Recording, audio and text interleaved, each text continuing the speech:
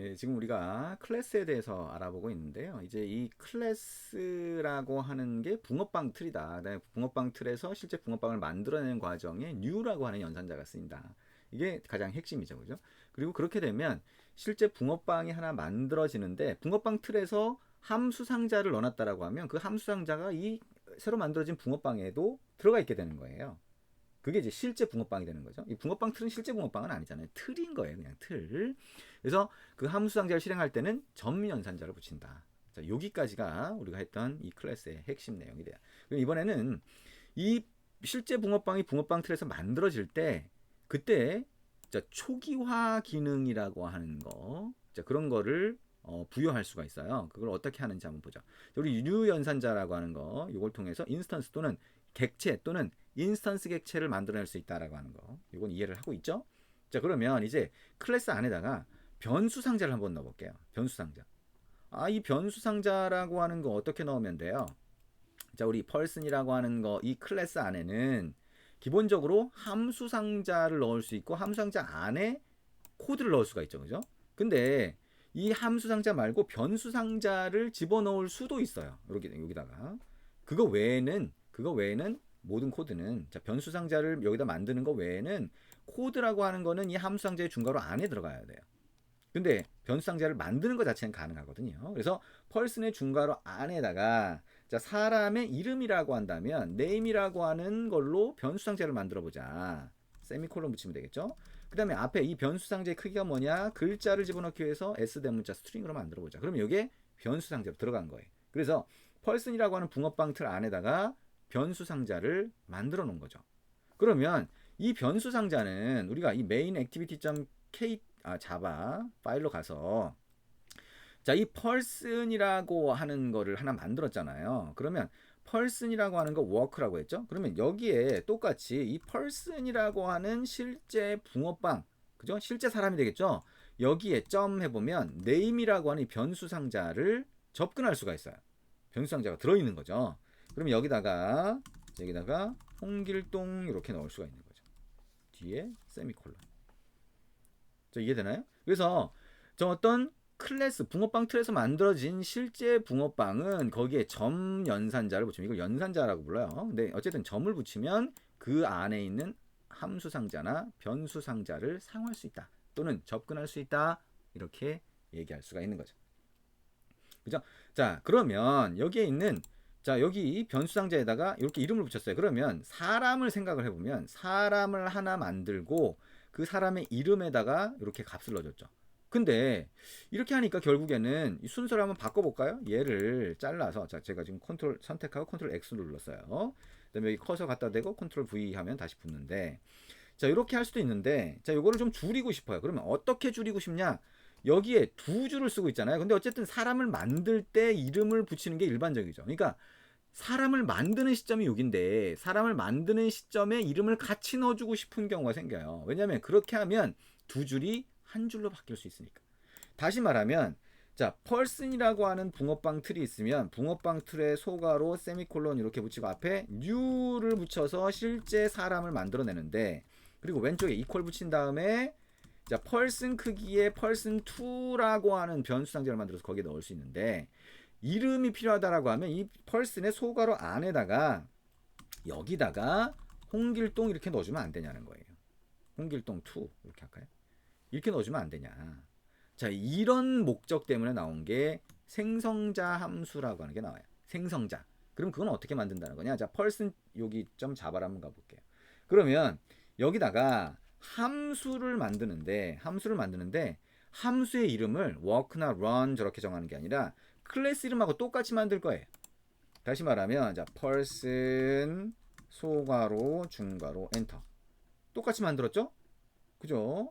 그 다음에 앞에다가 퍼블릭을 붙일 거예요. 근데 우리가 함수라고 하면, 자, 여기 소괄호 안에는 함수 상자를 생각해보면 함수 상자의 위쪽 구멍을 명시하죠. 구멍이 없어. 그러면 비워둘 수 있죠. 근데 이게 함수 상자의 이름이라면 함수 상자의 이름 앞에는 뭐예요? 아래쪽으로 떨어지는 값이 없어도 void는 붙이게 돼 있죠. 밑에처럼.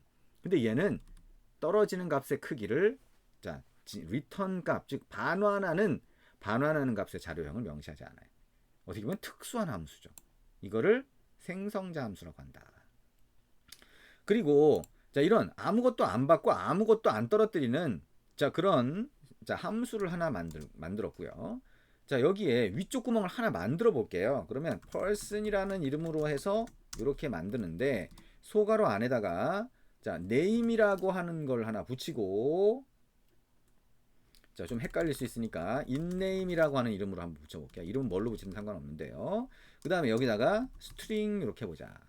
그러면 위에 구멍의 크기는 스트링으로 하고 inname이라고 하는 이름으로 그 떨어지는 값을 구멍으로 떨어지는 값을 받는다라고 하는 얘기가 되겠죠. 그리고 앞에는 자, public만 붙인다. 그래서 아래쪽으로 떨어지는 값의 크기를 지정하지는 않는 거죠. 그렇게 하고 여기서 어떻게 하냐? name이라고 하면 이 변수 상자를 가리켜요. 자, 우리가 이전에 얘기했는데 이 클래스 안에 변수 상자를 만들어 놓으면 이 안에 있는 함수 상자 안에서는 항상 갖다 쓸 수 있다 그랬죠. 그래서 이 name을 쓸 수가 있는데 여기다가 inName 이렇게 하면 어떻게 돼요? 이 함수 상자의 위쪽 구멍으로 들어온 값을 어떻게 돼요? 요 변수 상자에 넣어주는 거죠. 이렇게 자, 이렇게 만들 수가 있겠다. 그렇죠? 자, 이렇게 하면 자, 생성자 함수를 두 개를 만든 거예요. 이렇게 두 개를 만든 거고, 자, main activity.java로 가보면 에러가 없어지죠. 자, 여기에 있는 회색 inName 땡땡이라고 하는 거는 자동으로 붙여진 거예요. 우리가 넣은 게 아닙니다. 자, 그래서 자, 여기에 잘 보면 요게 new라고 하는 걸 붙였고 요게 클래스 이름, 즉 붕어빵 틀의 이름이라고 했는데 다시 보면 자, 자, 요 함수를 실행하는 것과 같죠. 왜? 이 붕어빵 틀, 즉 클래스의 이름하고 똑같은 함수를 만들었으니까 실제로 요게 person이라고 하는 함수를 실행하는 것과 같다. 결국엔 뭐예요? 얘를 실행하는 것처럼 되는 거죠. 그러니까 이 person이라는 붕어빵 틀에서 붕어빵을 한 마리 만들어낼 때, 그죠? 붕어빵을 한 마리 만들어낼 때 요 함수가 동시에 실행되는 거예요. 모양이 이렇게 생겼잖아요, 그죠? 그래서 요거를 생성자 함수라고 한다. 생성자 뭐예요? 뭔가를 생성할 때, 만들어낼 때 실행되는 함수다. 이렇게 생각을 하시면 되겠네요. 자, 요거를 생성자 함수라고 한다. 정리해 볼까요? 자, 이렇게 생성자란 또는 생성자 함수란 얘가 함수거든요. 그래서 객체가 만들어질 때 호출됩니다. 특이한 건 뭐예요? 클래스 이름과 똑같은 거예요. 근데 이거는 자바에서 이런 거고요. 다른 언어로 가면 다른 프로그래밍 언어에서는 이 생성자 함수, 즉 생성자의 형태가 좀 달라요. 그러니까 클래스 이름하고 똑같지 않을 수도 있고 뭐 이렇게 되는데 자바에서는 클래스 이름과 똑같이 붙여준다. 자, 그래서 어떻게 해요? 한번 펄슨이라고 하는 붕어빵 틀을 만들어 놓으면 붕어빵을 여러 개 만들 수 있는데 자, 그때 자, 이렇게 붕어빵 틀의 이름 뒤에 소괄호를 붙이고 요 안에다가 생성자 함수의 위쪽 구멍을 어떻게 정의했느냐에 따라서 거기에 값을 전달하면 그 안에 들어가 있는 변수 상자에 일일이 값을 매번 넣어줄 필요가 없다. 여기다 그냥 값만 전달하면 그 변수 상자의 값이 전달되니까. 자, 그 다음에 우리 person이라고 하는 함수라고 한다면 함수를 두 개를 만들었죠. 그죠? 두 개를 만들었어요. 두 개를 만들 수 있어요? 네, 만들 수가 있죠. 왜냐면 함수라고 하는 거는 자, 오버로딩이라고 하는 거로 얘기를 해요. 다중정의 또는 오버로딩 얘기하는데 이름이 똑같아도 이 함수 상자의 위쪽 구멍의 개수가 다르면 다르게 인식을 해요. 자바에서. 그래서 이렇게 소괄호가 되겠죠. 소괄호 안에 들어가는 이 위쪽 구멍의 정의가 개수가 다르면 얘는 다 다른 함수가 되는 거예요. 그래서 이름은 똑같이 만들고 이렇게 만들 수가 있다. 자, 그리고 우리가 그 person이라고 하는 클래스에서 실제 사람을 만들잖아요. 그러면 변수 상자를 만들고 자, 여기 다시 가보면 이 변수 상자를 만들고 여기다가 넣었잖아요. 넣었다고 생각을 하면 좀 편하고요. 근데 실제로는 요 메모리라는 공간에 실제 사람 객체가 만들어지면 요 변수 상자에 걔를 가리키는 거예요. 가리킨다는 거죠. 이 변수 상자 안에 집어넣는 건 아니고요. 가리켜요. 그래서 실제 가리키고 있기 때문에 얘가 걸어라 라고 하는 이 함수 상자를 실행할 때 그쪽으로 메시지를 보내준다라고 하죠. 그래서 그걸 호출이라고 부르는 거예요. 호출.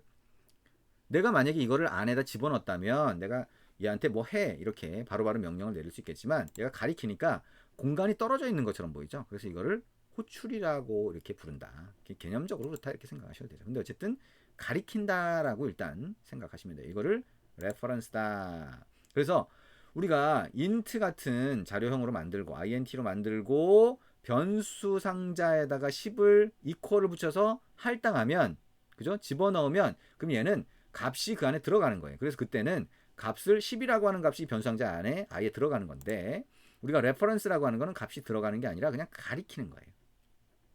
그래서 그 차이를 자, 생각해 볼 수 있는 자, 그런 코드들을 우리가 만들 수가 있어요. 그래서 그거를 한번 자, 이렇게 한번 생각을 해보죠. 자, 어떻게 만드는지 조금 이따가 이걸 같이 한번 해볼게요.